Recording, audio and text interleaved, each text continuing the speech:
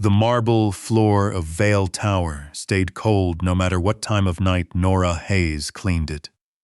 She had learned that in her first week on the job. She had learned a lot of things in her first week. She learned which elevator to avoid, because its mirror showed her reflection too clearly. She learned which security guard made a point of not looking at her belly, and which one let his eyes rest there a second too long.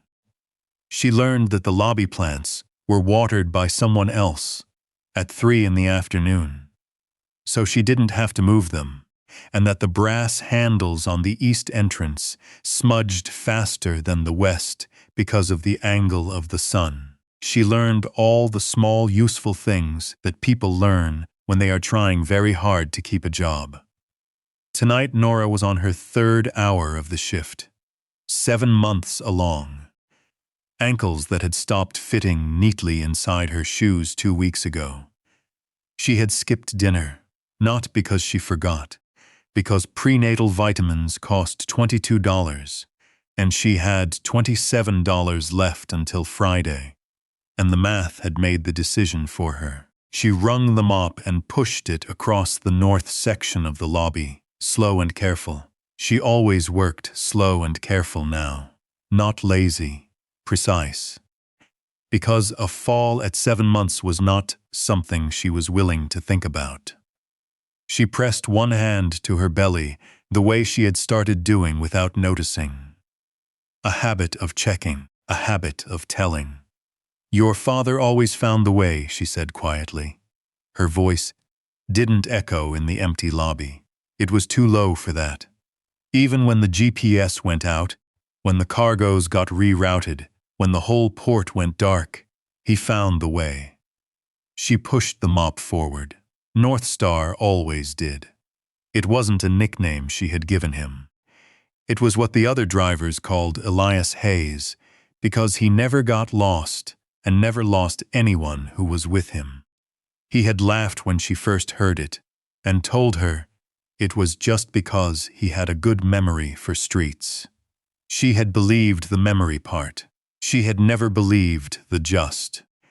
The dizziness came without much warning, a slow tilt in the room that she tried to correct by planting her feet wider, which was the wrong response, and then the mop handle was not in her hand anymore, and the marble floor was coming up at the wrong speed. She caught herself on one knee, held that position for 3 seconds. Then her arms gave out, and she went down the rest of the way. She was aware of lying on her side on the lobby floor. She was aware that the marble was very cold. She was aware that she needed to get up, needed to move, needed to make sure the baby was. What the hell is this? Calvin Pierce, building manager, had crossed the lobby in the specific way of a man who is not concerned about the person on the floor and is very concerned about what the person on the floor looks like.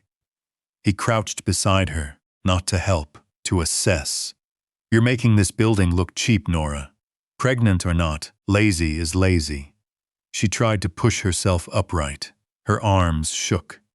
"I'm fine," she said. "I just need. You've been slow for 3 weeks. I don't care what your condition is. You think the clients coming through that door at 6 a.m. want to see a cleaner lying on their floor?" She got her arm under her. She was going to stand up. She was going to stand up and finish the shift and go home and sleep 4 hours and come back. "My belly is not laziness," she said. Her voice was steadier than she expected. "It is the last piece of my husband still alive." Calvin stood. He looked down at her, the way people look at something that has inconvenienced them on a Tuesday. "I'm logging this as a performance incident. 1 more, and you're on modified duties at half hours." She was still trying to get upright. Her vision was going sideways again.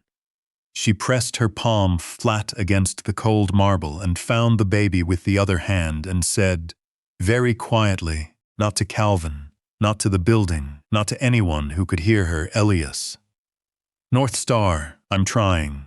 She was not sure what happened next. She was aware of the floor. She was aware of her own breathing. She was aware distantly of a voice that was not Calvin's. A different voice, quieter, more certain. A voice that was not asking anything. Who taught you that name? Leon Vale had been in the building for a meeting that had run 90 minutes over schedule and resolved exactly nothing. He was crossing the lobby, because the elevator to the parking level was on the north side, and he wanted to be in his car in 4 minutes. He had no particular feeling about the cleaner on the floor. He had particular feelings about very few things at this hour, but the word had cut through everything else the way certain words do when they are not just a word to you. North Star. He stopped walking. His head of security, standing 2 paces behind, stopped also. Calvin Pierce was still talking. Leon was not listening to Calvin Pierce. He was standing in the lobby of his own building, watching a pregnant woman try to get off the floor while a building manager catalogued her deficiencies, and the only thought in his head was the word she had said, and the year it was pulling him back toward. He crossed the lobby. He crouched down in front of her. She looked at him with the eyes of someone who had been looked at incorrectly too many times tonight, and was measuring whether this was another version of that. Who taught you that name? Leon said, My husband. Her voice was very even for a woman who had just been on the floor, and now he's dead because nobody believed me. Leon looked up at Calvin. Calvin opened his mouth. Leon said, Who gave you permission to speak to a pregnant woman like that in my building? Calvin closed his mouth. Leon said to his head of security, Get a medic from the 3rd floor, now. He looked back at Nora. Can you stand if I help you? I don't need. I'm not asking because I think you can't. I'm asking because you've been on the floor for 3 minutes, and you're 7 months along and you skipped dinner. She looked at him. How do you know I skipped dinner? You came in at 11. There's no food wrapper in the cleaner station. Your hands are shaking. She let him help her up.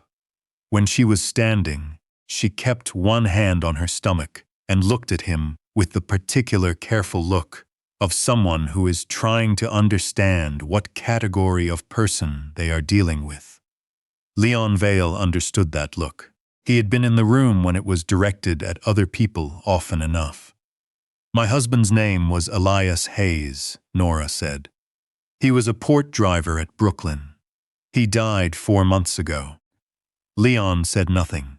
He was called North Star because he always knew the way out when everything went wrong. She looked at Leon steadily. You know the name. Yes, Leon said. 6 years ago, in a port district of Brooklyn, where the GPS had been jammed and the dock lights had shorted in a specific and deliberate way, a port driver with no name, Leon knew, had appeared from the dark in a container truck and said, Get in the back. I know a route they haven't covered yet. Leon had gotten in. He had not gotten in because he trusted the driver. He had gotten in because the alternative was 2 men at the end of the corridor with weapons. And the driver was already moving. The route had taken 40 minutes. Through the back end of the port, through container lanes Leon had never seen on a map, through a gap in the east fence that the driver had clearly used before.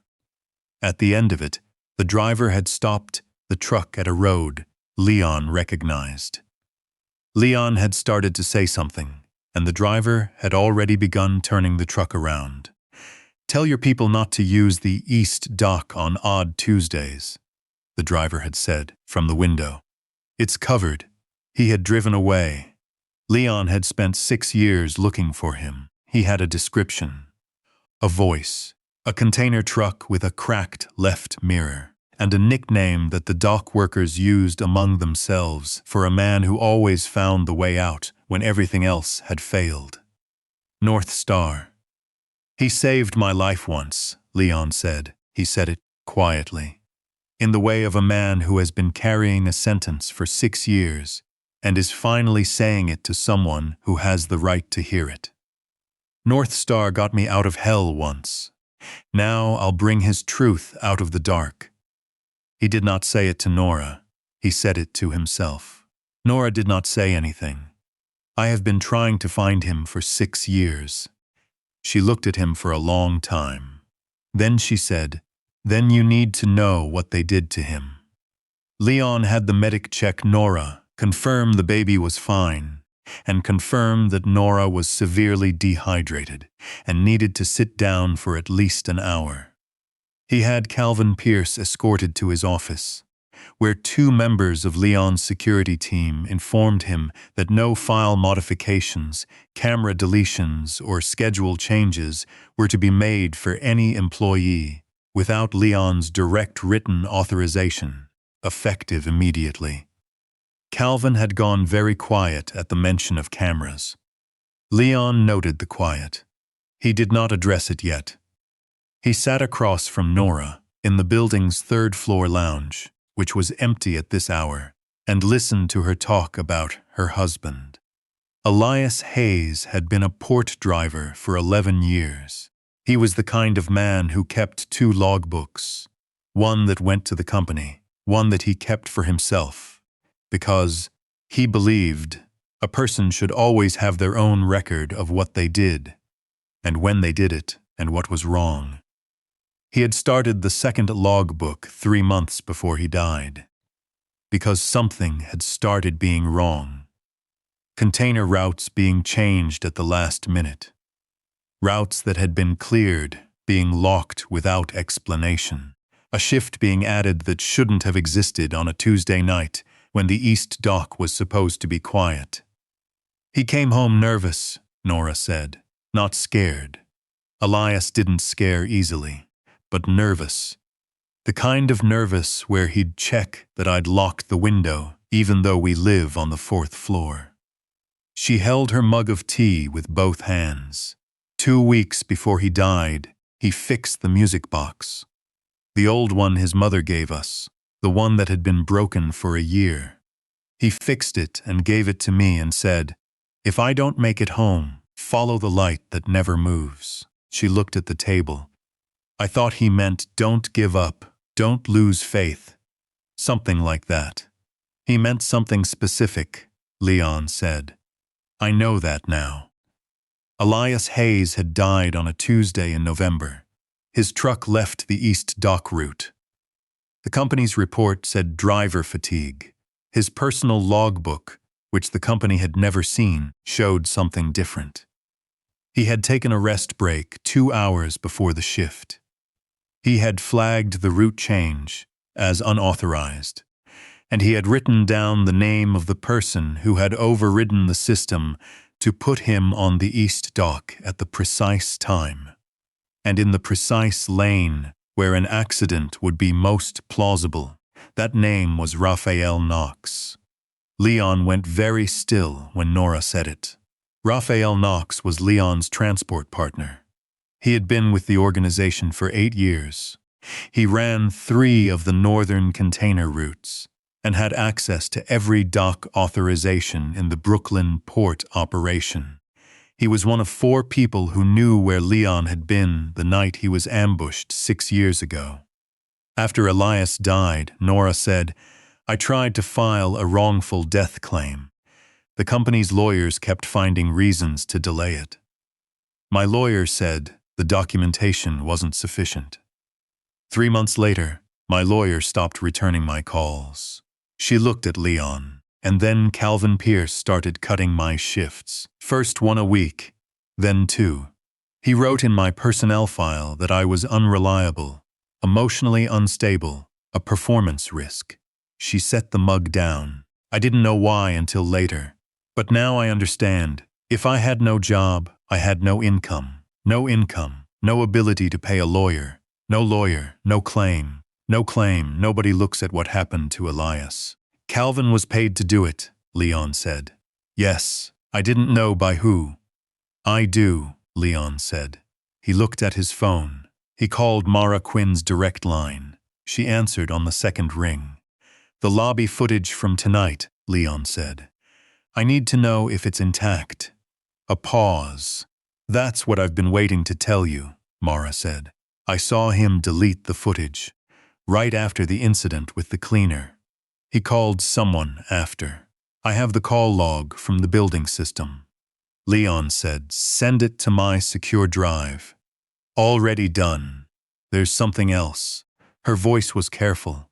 "I saw him delete footage twice before. Once 3 months ago. Once in December. I didn't say anything. I told myself it wasn't my business." Her voice thinned. "I just didn't understand that a dead man's wife would be the one punished for my silence." Leon said, "You're saying something now." "Yes," Mara said. "Whatever you need." The safe house was on the 4th floor of a building in Greenpoint that looked like a very boring accountancy office from the outside. Leon showed it to Nora at 2 in the morning and told her she could stay. She looked at the rooms. She looked at the locks. She turned around. "I don't need a cage with better locks," she said. "I need my husband's name cleared. That's what I'm working on. I need to be part of it, not told about it afterward." "Agreed." She looked at him again with the careful measuring look. "You can have the phone," Leon said. "You can contact your own lawyer. Contact anyone you choose. Leave whenever you want. There is a standing vehicle downstairs if you need it." He put the key on the table between them. "Then I protect the road," he said. "You choose where it leads." Nora looked at the key. She picked it up. Ada Hayes arrived the next morning. Leon's team had found her through Nora's address book. Nora had not asked them to call Ada. She had not expected Ada to come. Ada Hayes was 63 years old, with her son's eyes and the particular stillness of a woman who had been grieving for 4 months and had spent much of that grief in the wrong direction. She came in and sat across from Nora and looked at her for a long time. "They told me he was tired," Ada said finally. "Driving too long, not resting, I thought." She stopped. She started again. "I thought you had him working too hard, to pay for things, to take care of you and the baby." Nora didn't flinch. "I know," she said. "I was wrong. You believed the report they gave you. That's not the same as being wrong."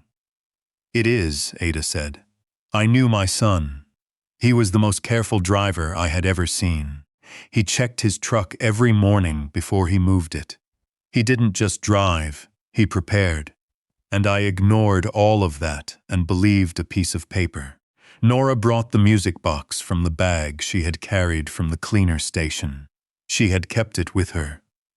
She had not wanted it in the basement apartment anymore. She set it on the table and opened the lid. The music played 3 notes and stopped. Something small fell against the edge of the box. A key on a thin chain. Ada looked at it and went very still. "That's the compass key," she said. "What?" "My husband, Elias's father, had a compass. He carried it until the day he died. Elias inherited it. He wore it on a chain, always." She reached out and touched the key without picking it up. That compass was his father's. Elias would never leave it behind unless he was leaving someone away home. Below the key, folded very small, was a piece of paper. 4 words. "The light that never moves." Raphael Knox found out Leon was asking questions about North Star on a Thursday. By Friday morning, he had pulled the backup he had been keeping for exactly this eventuality. Elias Hayes's phone had been recovered from the accident site. Most of it was damaged, but a data recovery service Raphael had paid for had pulled fragments. One fragment was a voice message, incomplete, beginning with, "Nora, keep the music box, if anything happens." That was all. The rest was gone. Raphael had known from that fragment that the music box was important. He had not known what was inside it. He had not known about the key. He had not known about the light that never moves. But he knew enough. He knew Nora was in Leon's custody, which meant the leverage he had built carefully over 4 months was beginning to collapse. He made a phone call. That phone call reached the basement apartment in Crown Heights at 3 in the morning. Not by phone. By 2 men with a specific set of instructions and a very clear understanding of what they were looking for. Nora was not in the apartment, but she had been there 6 hours earlier when she had gone back for the music box, and in the hallway outside the apartment when the 2 men came through the stairwell door, there was a sound, not a cry, not a voice, a fire alarm, a very old building fire alarm, the kind that sounds like the world ending, triggered by a bathroom sprinkler, that Nora had known about since the winter she and Elias had moved in, and the upstairs neighbor had burned a pot at midnight, and the whole building had learned that the alarm system was, as Elias had described it, somewhat over-enthusiastic. She had remembered. She was already in the alley behind the building when Leon's car arrived at the front. She was standing in the cold, with the music box under her arm and her coat half on. She looked at Leon. "He taught me this exit," she said, "when we couldn't afford a building with working locks." Leon looked at the alley, at the exit, at the woman standing in it with her husband's music box under her arm, 7 months pregnant, having outrun 2 of Raphael Knox's men, using a fire alarm and a memory. He thought about a man who had driven him through 40 minutes of container lanes in the dark and known every turn. "He planned ahead," Leon said. "He always did," Nora said. "Let's go find what he left you." The harbor beacon at the Old North Dock in Brooklyn was visible from half a mile out, fixed, white, not blinking, not rotating. It had been placed there in 1987, and it had not moved. Every storm, every renovation, every change in the port's operational geography. The beacon had stayed where it was, because it was in the foundation of a seawall, and moving it would have cost more than it was worth. Elias had driven past it for 11 years. He had called it the one thing in Brooklyn that doesn't change its mind. He had told Nora this on their first date, when they had driven through the Port District at night for no reason except that she had asked what he liked about his job. Leon's car stopped outside the old storage building, closest to the beacon. The building was technically decommissioned. It was also, according to port records, that Leon's investigator had pulled in the last 6 hours, registered to a shell company, whose founding documents listed one director. Elias's compass key opened the padlock on the outer door. It opened it on the 3rd try, after Leon worked out the angle. Inside was the smell of old seawater and metal, and something that had been kept dry for a long time. Leon used his phone light. Against the east wall was a row of old port lockers. Most of them were open and empty. One was not. The compass key fit the 2nd lock on the 3rd locker. The door came open. Inside, a ledger, 3 coil-bound notebooks, a USB drive sealed in a waterproof case, and an envelope. Elias Hayes picked up the envelope. She didn't open it. She held it and looked at her son's handwriting on the front. Leon opened the USB drive on a device his security team had brought. The audio file was labeled with a date from 5 days before Elias died. Leon pressed play. Elias Hayes's voice was very steady, the voice of a man who was not hoping for a particular outcome, but who was making sure the record was correct. Regardless, he said, "Tell Leon Vale North Star didn't fall asleep. Raphael sold the route. He said the date. He said the time. He said the name of the container lane. He said what he had seen, what he had documented. what had been overridden in the system, and by whose authorization. He spoke for 4 minutes and 11 seconds. He said at the end, "Nora, I'm sorry I couldn't find a safer way. You always said I left things better than I found them. I tried." The audio stopped. Ada Hayes had not moved. She was holding the envelope with both hands. Her shoulders were shaking, very slightly, in the way that people shake when they are crying, without making a sound. Nora crossed the space between them. She stood beside Ada and put her arm around her, the way you hold someone when you are also holding something back yourself. Ada turned her face into Nora's shoulder. They stood there in the light from Leon's phone, beside a seawall beacon that had not moved in 37 years, and the audio from a man who had been dead for 4 months echoed its last second in the cold air of a building that smelled of the port he had loved. "He wasn't careless," Ada said finally. Her voice was barely a sound. "No," Nora said, "he never was." Ada lifted her head. She looked at Nora. "I blamed you. I knew you. I knew what you were to him, and I still believed a report over my own daughter-in-law. You were in pain. That's not an excuse." "No," Nora said, "but it's a reason, and I know the difference." Ada looked at her for a moment. Then she took Nora's hand and held it very carefully, the way you hold a hand when you understand what you almost lost. Raphael Knox arrived at the warehouse. He had come with 2 men who were better equipped than the ones he had sent to the apartment, because he understood that the situation had changed. What he had not fully understood was how thoroughly it had changed. Leon stood in the center of the warehouse with the ledger in his hand. He said, "You moved that container route to put Elias on the east dock at the time you'd arranged. You changed the system records. You called in a favor to the safety investigator to write the report as driver fatigue." Raphael said nothing. Leon opened the ledger.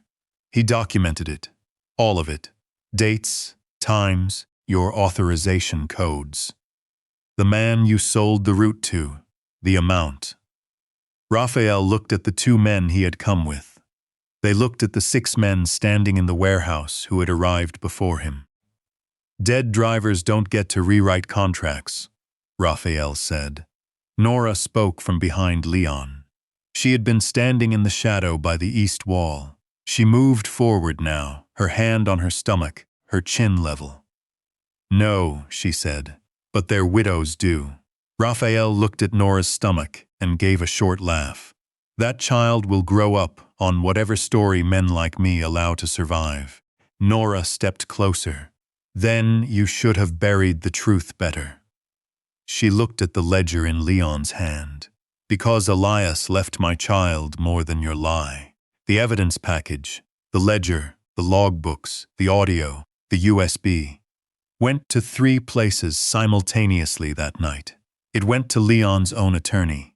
It went to an independent legal firm that specialized in maritime labor disputes. And it went to a journalist who had been covering wrongful death claims at Brooklyn port facilities for 2 years, and had never been able to get a source with documentation to match. The journalist published 3 days later. Raphael Knox was arrested on the following Tuesday. The wrongful death file for Elias Hayes was reopened the same week. The amended record read, not driver negligence, not fatigue, not a single error of attention on a long shift. The amended record read, cover-up, workplace homicide, falsified safety report. It read, Elias Hayes was killed because he was honest. Calvin Pierce was named in the supplementary records as having received payment from a shell account connected to Raphael Knox in exchange for modifying Nora's employment file, deleting lobby footage, and removing her from the witness pool of people who might otherwise have been treated as credible. Calvin Pierce was escorted through the same lobby where he had once left Nora on the floor. This time no one looked away. Nora stood near the east entrance, one hand resting on her belly. Calvin did not meet her eyes. He had called her lazy. Now his own name was attached to deleted footage, false reports, and money taken to punish a widow for asking questions. Mara Quinn testified to all of it. When the hearing was over, she found Nora outside the building. She said, "I'm sorry I didn't say something sooner." Nora looked at her. "You said it when it counted." "I should have said it before it counted." "Yes," Nora said, "but you said it. That matters." She looked out at the street. It matters to him. Labor started on a Sunday at 6 in the morning. It was, the midwife would later observe, extremely consistent with Nora's general approach to things. It waited until she had finished what she was doing, and then it did not wait at all. Leon's car got to the hospital in 11 minutes. Ada sat beside Nora in the back and held her hand the way she had in the warehouse, careful and certain, the grip of a woman who was not going anywhere. Leon sat in the corridor outside the delivery room for 4 hours and 19 minutes. He did not pace. He sat in the plastic chair and held the compass key that Nora had pressed into his hand in the car and said she didn't want to lose. At 10:41 in the morning, a nurse came out. She said, "She'd like you to come in." Leon went in. Nora was propped against the pillows, looking exhausted in a way that had nothing to do with defeat. In her arms was a person so small that Leon, who had been in rooms with large amounts of danger for most of his professional life, felt something happen in his chest that he did not have accurate vocabulary for. "A girl," Nora said. She looked at the baby. "Her name is Stella Hayes." Leon said nothing for a moment. Then, "North Star. Stella is Latin for star." Nora looked at him. "Elias said once that the North Star isn't special because it's the brightest. It's special because it doesn't move. No matter where you are, it's in the same place." She looked at the baby. She is going to be in the same place for everyone who needs to find their way. Ada was beside the bed. She was holding Stella's hand with one finger. She was not speaking. She was simply there. 6 months later, the North Star Fund opened in a small office in Red Hook, 3 blocks from the port. It provided legal representation, financial assistance, and independent safety advocacy for the families of port workers who died or were injured in workplace incidents. It was named at Nora's suggestion. It was administered by Nora, who had taken the independent legal training she had begun before Elias died and completed it over the 5 months after the hearing. Leon had funded it. He had not named it. He had not made it a part of the Vale organization. He had given it the structure and the capital, and then, deliberately and explicitly, given the governance to a board that included Nora, Ada, 2 lawyers from the maritime firm, and a port workers' union rep who had been fighting safety violations for 12 years and had never had anyone listen before. On the day it opened, Nora stood at the door of the office with Stella in the carrier on her chest. Behind her, through the glass, was a small engraved compass on the wall, and beside it, the 4 words she had read in the waterproof warehouse 6 months ago, "The light that never moves." Leon stood to the side, not behind her, not in front, to the side. He was there because Nora had asked him to be. She had been specific about that. She had asked him, 2 weeks earlier, as they were finalizing the fund's operational structure, whether he would come to the opening. He had said it was her fund and her choice. She had said, "Yes, that's why I'm asking.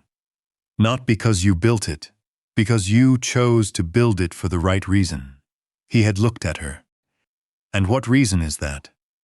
She had looked back at him with the same measuring look she had first turned on him in the lobby of his building, when she had been on the floor and trying to get up, and he had crouched in front of her and asked who had taught her that name. "Because you owed Elias something," she said, "and you paid it the right way. You didn't pay it with power, you paid it with truth." She had paused. That's the only currency that would have made him satisfied. Leon had said nothing. He had come to the opening. He stood to the side and watched Nora hold the door open for the first family that walked through. A woman in her 40s with 2 teenagers and a folder of documents she had been carrying for 8 months with no one to give them to. He watched Nora take the folder. He watched her say, very simply, "I read this. Tell me what happened." He looked at the compass on the wall. He looked at the woman who had been on the lobby floor of his building, 7 months pregnant, starving and still trying to stand, and who was now standing in the door of an office she ran and holding a dead man's debt in the shape of a future someone else could use. He thought about the port at night. He thought about a cracked left mirror in the dark. He thought about a man who had known every turn. He thought, paid. They called her lazy. They called her weight a burden. They called her grief an inconvenience in a lobby that needed to look clean. But Nora Hayes had been carrying the last light of Elias Hayes for 7 months when Leon Vale heard his name.